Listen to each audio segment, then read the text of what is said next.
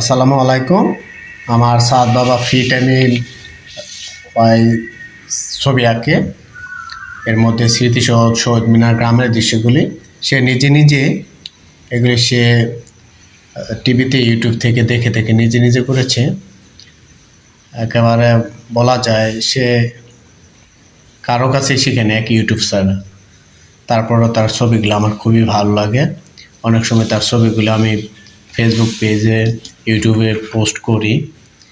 আমার তো খুবই ভালো লাগে তার ছবিগুলি, সে চমৎকার। আমি পারি না এত ভালো আঁকতে, আমি খুব ভালো চিত্র অঙ্কন করতে পারি না। মাশাআল্লাহ আমার বাবাটা সবসময় দেখি যে ইউটিউব থেকে দেখে দেখে অনেক চিত্র বানায়, অনেক, তার অনেকগুলো বই আছে। এই যে এখানেও বই আছে তার আর্টের, অনেক চিত্র বানায়।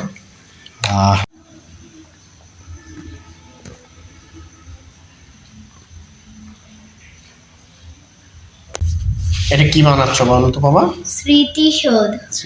আলহামদুলিল্লাহ। আরো কাজ বাকি আছে না? হ্যাঁ। ফাইনালি করে আবার ভিডিও করবো।